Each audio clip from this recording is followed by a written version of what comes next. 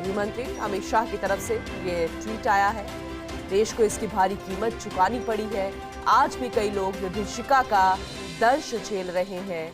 विभाजन के कारण अपनी जान गंवाने वालों को नमन। विभाजन विभीषिका दिवस, गृह मंत्री अमित शाह की पोस्ट ट्वीट उन्होंने किया और ये जानकारी दी है। देश का विभाजन इतिहास में एक काला अध्याय है। लाखों लोगों की जान गई, करोड़ों लोग विस्थापित हुए हैं। इस दिन देश को भारी कीमत चुकानी पड़ी जब देश का विभाजन हुआ। आज भी कई लोग विभीषिका का दंश झेल रहे हैं। जहां एक तरफ 15 अगस्त की तैयारी चल रही है, आजादी का दिन मनाया जाता है, लेकिन एक दिन पहले विभाजन विभीषिका दिवस, जिस पर गृह मंत्री अमित शाह की पोस्ट और वो उस दिन को काला अध्याय मान रहे हैं।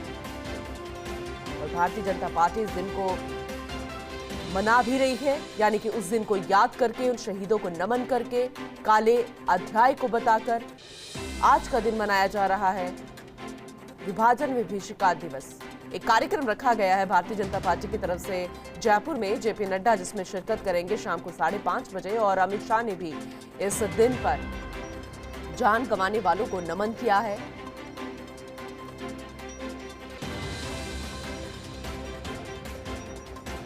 दिल्ली न्यूज एडिटर अदिति नागर हमारे साथ जुड़ गई हैं, उनका रुख करेंगे ज्यादा जानकारी के लिए।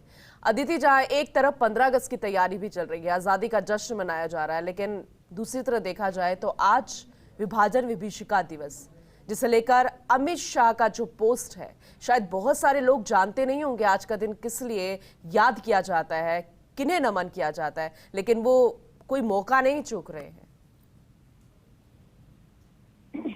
बिल्कुल, देखिए 14 अगस्त भारत के इतिहास का दुर्भाग्यशाली दिन के तरह से माना जाता है। और इस दिन आपको बता दें कि अब भारतीय जनता पार्टी, जैसा आपने जिक्र किया अमित शाह के ट्वीट का, उनके जो पोस्ट का, इसके अलावा भारत के संघर्ष और बलिदान का दिन है ये। और ऐसे में भाजपा के जो तमाम नेता हैं और तमाम जो लोग हैं, उनका लगातार ये कहना है कि विभाजन विभीषिका स्मृति दिवस जो है वो अलग तरीके से मनाया जाएगा। भारत के इतिहास का एक दुर्भाग्यशाली दिन माना जाता है। समाज में नफरत और हिंसा व्याप्त हो गई थी। ऐसे में यह दिन भारत के संघर्ष और बलिदान का दिन माना जाता है, तमाम अलग अलग तरीके से।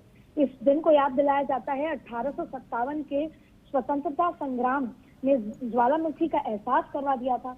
फूट डालो और राज करो की शुरुआत हुई थी। और ऐसे में देखिए जिस तरह का ट्वीट आ रहा है, ये आज की राजनीति से काफी मिलता जुलता है। आपने देखा होगा कि किस तरीके से प्रधानमंत्री नरेंद्र मोदी ने बार बार ये कहा कि किस तरीके से विपक्ष जो है वो अब विभाजन की, तुष्टीकरण की राजनीति कर रही है। तो भारतीय जनता पार्टी कहीं ना कहीं, और एक और आपको इतिहास की बता दें कि फूट डालो राज करो की शुरुआत हुई थी उस समय से। 1906 में मुस्लिम लीग का जन्म हुआ था। कांग्रेस ने मुस्लिम लीग का समर्थन किया था।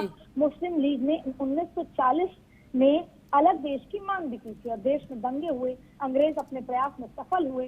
तो बार बार ये कहीं ना कहीं भारतीय जनता पार्टी इस दिन को याद दिलाकर ये भी समझाना चाहती है कि जिस तरीके से वो विपक्ष जो एक दूसरे के ऊपर एक समय में हावी था, एक दूसरे के आमने सामने था, वो अब एक साथ भले ही हुआ है, लेकिन भारत के विकास में बाधा के रूप में हुआ है। ऐसे में ये दिन याद दिलाया जा रहा है कि विभाजन विभीषिका स्मृति दिवस है। और उस समय की राजनीति और अब की राजनीति को कंपेयर देखिए आप, अलग अलग जो भाषण है प्रदेश अध्यक्ष दूसरे भाजपा के दूसरे प्रदेशों के, उसमें भी ये साफ निकलकर सामने आ रहा है और इस पर राजनीति हो रही है। लेकिन फिलहाल जब हम इतिहास याद करते हैं, जब हम इतिहास की बात करते हैं, उसमें ये बात दोहराई जाती है कि ये दिन जो था वो भारत के इतिहास में सबसे काले दिन के रूप में या दुर्भाग्यशाली दिन के रूप में माना जाता है।